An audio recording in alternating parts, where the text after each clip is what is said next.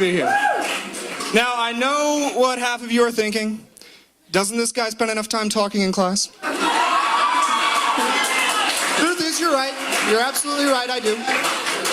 The fact of the matter is I just agreed to do this so I could get out of having to pay to get in. It's not that I'm cheap. It's just that, as you might know, the proceeds of this event are going to charity, and Charity and I, we don't get along. I'm not even talking about the girl who broke my iPod. I mean, Charity, we have had a rough history ever since I was a little kid. It started Christmas 1993. I was a 7-year-old boy, not much unlike this young man. And they had been advertising this toy on TV like crazy. It was this one-man army type gun, very similar to this, except the 90s version. This is something I dug up from the 60s somehow. He looks like me, though, doesn't he? But this thing was amazing. Started out as a machine gun. You could convert it into a sniper rifle. You could turn it into this like futuristic bow and arrow and rip a pistol off of it. It was basically the coolest toy that a 7-year-old boy could ever hope to own. Alas, it would seem that I was on the naughty list that Christmas, but the toy had already been purchased for me. So my mother thought that the fitting thing to do was be for her and I to drive down to the orphanage, unopened box in hand, and have me donate my artifact to charity. Now, I don't recall really what it was I was being punished for, but I learned that day, I hate charity. But really, ladies and gentlemen, thank you all for coming out. Big up for the BLSA for putting this on. Really appreciate that. This is an amazing event. We've had some incredible talent this evening. I was really hoping to be the one to bring the comedy, but as it would turn out, there is nothing funnier than a good Catholic boy singing about illicit desire. That is just hilarious. Tell you one thing, though, I am glad I did not bring my guitar, because that Doc Honey Munch really crunched it, man. I'll say one thing, though. He didn't seem to be too sincere when he said that he was happy to be here. I mean, does he even go here? I don't know. He's like out the door. He's not back to California right now. But not me. Me, I am happy to be here. Me, I love this school, I love Nashville, and I love this community. This community is a brilliant and meticulously assembled community with great thanks to our amazing admissions office. Ryan Willard back there, I see you. Oh yeah. He has made a very careful collage of this community before me. We've got a lot of Federalists at this institution. Big ups for federalism. Yeah. For those of you who aren't familiar with federalism, you're not alone. I'm pretty sure it was the day I missed in con law. But from what I gather, it's a lot about states' rights. You know, it's a type of conservatism. It's a lot like being a Republican absent the accompanying side effects of a learning disability. So I'm all about it, all about it. What else? Todo el mundo aquí habla un poco de español también, que estupendo, muy cosmopolita, me gusta. But I must say we could serve to be a little more culturally sensitive. There is a 1L among us, a Brazilian. Is he here in the audience? This poor child, his name is spelled Jairo, but much to my chagrin, the community here, students and professors alike, have taken to calling him Gyro. The word is gyro, people. If you have so much trouble with it, just say meat falafel. It's much more politically correct than gyro. Very offensive. But what else I will say, we have an outstanding female presence here at this institution. We have just the most incredible female professors. We have a community that supports women. I don't know if you guys know, but nearly half of the 1L class is female. And that's 50% Vanderbilt caliber female too, if you know what I'm saying. I mean, speaking for us guys, I must say that it's pretty amazing to be able to go to a top law school where you start off in the top half of your class. There's just nothing better than that. It's too sweet. Ladies, calm down, it's just math, I wouldn't worry about it. As we all know, many things at this institution are more important than grades. Something a little higher up there on the GPA than the GPA. You all know what I'm talking about. We all know that the Watsons here this evening? Yeah, the Watsons are going to be named partners long before the Downers. It's sad, it's prejudicial, it's unfair, but we all know coming into this that no one in their right mind was going to entrust their legal disputes to the capable firm of Farmer, Downer, and Dishwasher. Not going to happen. Whereas Watson, Hammervold, Blood, Bearman, that is a firm. That firm will sniff out your adversaries and carry home their carcass in fee simple. Better believe it. It's a violent thing that we're in, all this big law stuff that we all are bloodthirsty attorneys waiting to be. But the school tries to push that out of us. Just today, I don't know if you guys got this, Dean Sandine sent out an email to us. Dean Sandine, are you here? She was singing a moment ago. Yeah? Oh, well, she wouldn't appreciate this anyways, that's okay. But she sent out an email saying that the key to personal and professional prosperity is living with integrity. Now, I'm sorry, Dean Sandine, but if I wanted to live with integrity, I would have become a doctor of medicine, not jurisprudence. That is not what we are about. We have some weird laws in our hands. It's a violent system. It's a mess. Anyone here who's had Nancy King for Crim Law will be well familiar with the Bernie Goetz documentary about self-defense. You guys all know what I'm talking about? Oh, did I just turn this mic on? Was it off this whole time? I'm loud anyway. It doesn't matter. But, yeah, in the documentary, it starts off very pro-self-defense, pro-violence, pro-vigilantism, America! But as you get to the end, it tells this tragic tale about a Japanese exchange student who was lost on his way to a Halloween party, and when he showed up at the wrong address, he was shot dead. The shooter was able to plead self-defense because he had told the student to freeze. The student, obviously not understanding what he said, advanced towards him and was shot. Tragic tale. Really makes you question the utility of the self-defense doctrine we have in this country. Of course, nowadays, Japanese exchange students are emitting high levels of radiation, so is it such a bad policy? I don't know. Not for me to say. It's the legislature. Not for me. The legislature needs to do these things. The legislature, we hate the legislature. They're like that terrible roommate that'll never do his chores, you know? The executive's like, all right, I'm gonna go gather the trash. I got all the trash, I'm gathering it. The judiciary's there, I'm gonna sort the trash. This is recycling, don't throw that away, that's trash. Tell you what's what. But then they're all waiting on the legislature to take out the trash. But the legislature's off playing golf. He's not gonna take out the trash. Executive says, man, I gathered the trash. Judiciary, you take out the trash. No, can't do that. I'm the one who sorts the trash. Can't sort the trash and take out the trash. That's not my role. Executive says, fine, I'll take out the trash. It's cool. No, can't have you aggrandizing like that. Of course, that's easy for the judiciary to say. He's not the one who's going to get evicted. But what was I going to say? Yeah, it's complicated. The law's a mess. It would turn out that law school isn't just open bars and artichoke dip. But to be fair to the admitted students in the audience, it is mostly open bars and artichoke dip. Almost too much artichoke dip. But I know personally that I would not be able to get through law school without my trusty smartphone. Anyone else own one of these? Big ups for smartphones! Yes, of course, the horrifying prospect that this thing may very well be more intelligent than I am occurred to me the other day when I discovered that it already started outlining.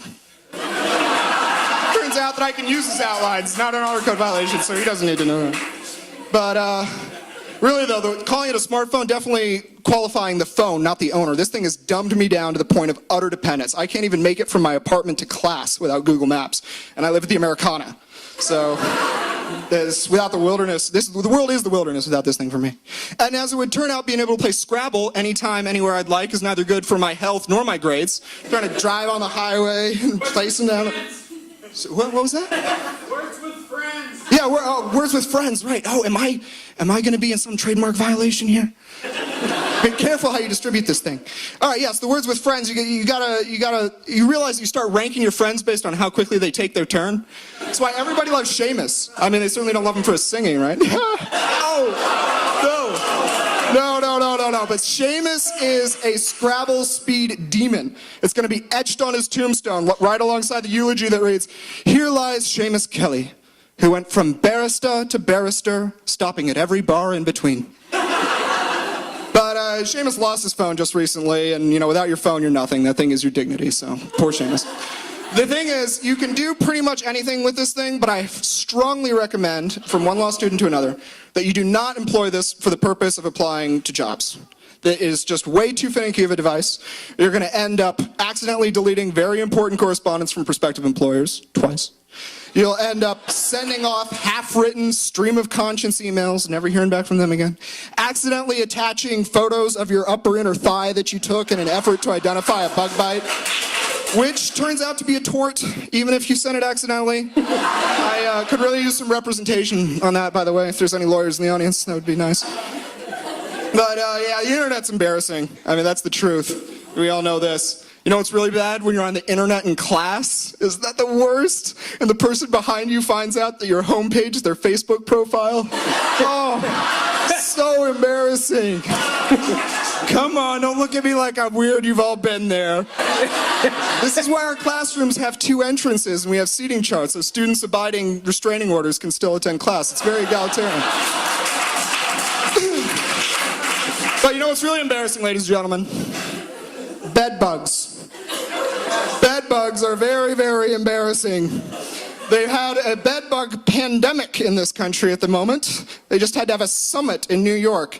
And to confirm your worst suspicions and fears, yes, ladies and gentlemen, someone among us this evening is infested. I don't need to point out who it is. You can start clearing away from him at this time.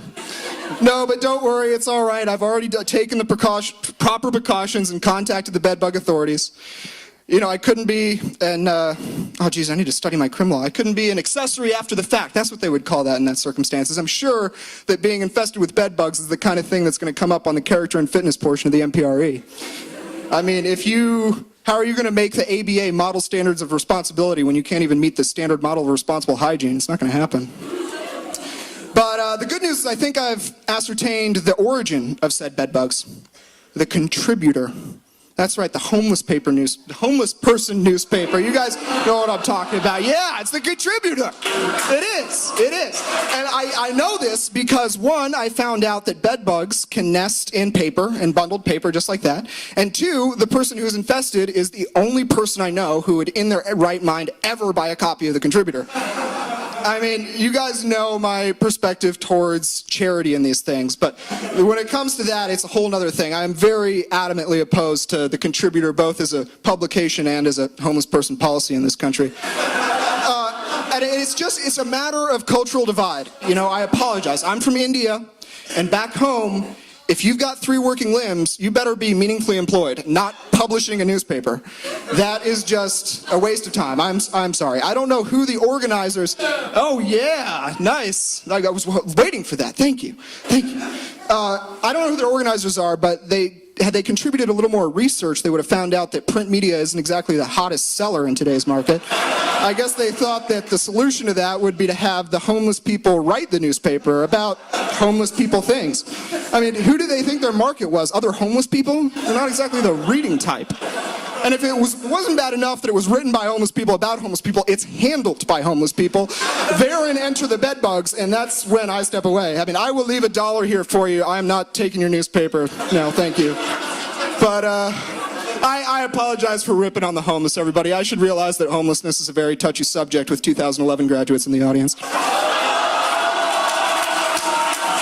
Oh, yeah. All right. For the last part of my bit, we're going to play a little game, a guessing game. I am going to do a little impersonation of one of the pillars of our community. And when I go like this, not before I go like this, but when I go like this, you guys are going to tell me who I'm doing, all right? We're going to start with one that's real easy, real simple. You guys will know this. All right.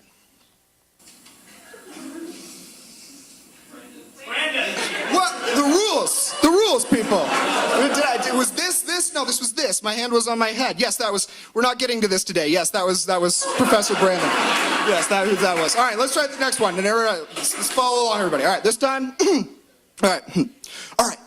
Today we're discussing cost-benefit analysis. Cost-benefit analysis. What are the kinds of things that we're going to consider when considering cost-benefit analysis? We're going to have cost, right? Cost, absolutely. We're going to have present stock. What is with you people and following rules? This is wedding cake stuff. All right, fine. Well, that's stack. And yeah, what else do we have in this stack? We have costs. We also have, benefits. We now have benefits. We have anticipated benefits. We also need to think about the degradation of those benefits and the generation of those benefits, unanticipated benefits, legislative history. Well, let's just put legislative history right over here. Let's just put legislative history over here so everyone knows that you think the legislative history has something to do with cost-benefit analysis, but the rest of us will be over here with doing cost-benefit analysis. All right. Here's one of my favorites right here.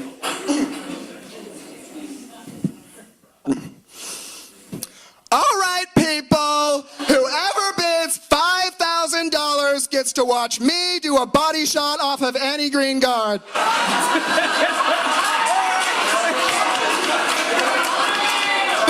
Yes. Oh, I was worried that I wasn't going to be able to pull that one off without an iPad and a poorly worded torts exam. All right. For my final bit, ladies and gentlemen, let's see who can get this one in.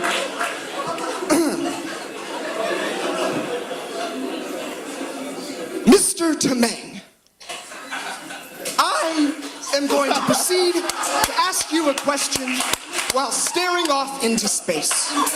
But instead of giving you an opportunity to answer that question, I am going to repeat it several times and then answer it myself.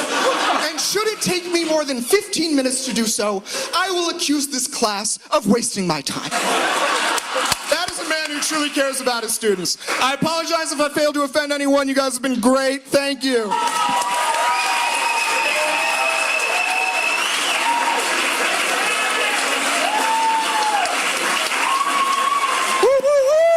All right, give it up for Dashiell. Ripping on